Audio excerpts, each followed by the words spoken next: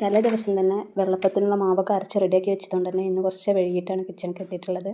പൊതുവെ നേരത്തെ 6 മണിക്ക് തന്നെ വന്ന് ചായക്കടി ഉണ്ടാക്കുക അതൊന്നും എനിക്കില്ല കേട്ടോ. ഇപ്പം എന്താ പറയുക, ആകെ കുറച്ചല്ലേ ഉണ്ടാക്കണ്ടുള്ളൂ. അപ്പോൾ അതിന് വേണ്ടിയിട്ട് മാവൊക്കെ ഇവിടെ റെഡിയാക്കി വെച്ചിട്ടുണ്ട്.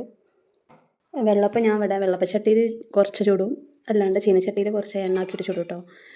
ചീനച്ചട്ടിയിൽ ചുട്ടെടുക്കണ വെള്ളപ്പം നല്ല ടേസ്റ്റ് ആട്ടോ.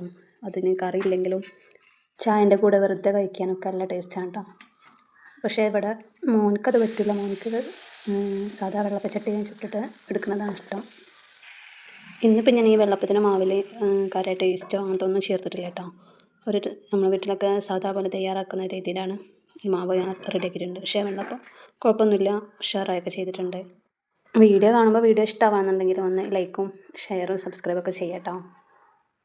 വീഡിയോ ഇഷ്ടമാണെങ്കിൽ മാത്രം. അപ്പോൾ നമ്മൾ ചായ ഇവിടെ റെഡിയാക്കി എടുത്തിട്ടുണ്ട്. ഇനിയിപ്പോൾ ഇതാ അടുത്തത് മോൾക്ക് ക്യാരറ്റ് ഒന്ന് കുറച്ച് ഉപ്പും മുളകൊക്കെ ആക്കിയിട്ട് കൊണ്ടുപോവാണ്. എന്തെങ്കിലുമൊക്കെ അവർക്ക് കൂട്ടാൻ കൊണ്ടുപോകണം എന്ന്.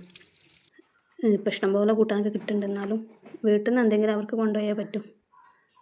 പിന്നെ അതിലേക്ക് കുറച്ച് മുളക് പൊടിയും ഉപ്പും കുറച്ച് സുർക്കൊക്കെ ആക്കിയിട്ട് ഇതിൻ്റെ മുകളിൽ കണ്ട് ഒഴിച്ച് കൊടുത്താൽ പിന്നെ അവർക്ക് വേറെ ഒന്നും വേണ്ട.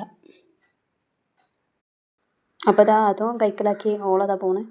ഇനിയിപ്പോൾ നമുക്ക് അതിൻ്റെ ഇടയിൽ ഒരുപാട് ക്ലീനിങ്ങിൻ്റെ പണിയും കാര്യങ്ങളൊക്കെ കഴിഞ്ഞിട്ടുണ്ട്. ഇനി നമുക്ക് അടുത്ത് ചോറിനുള്ള പരിപാടിയാണ്.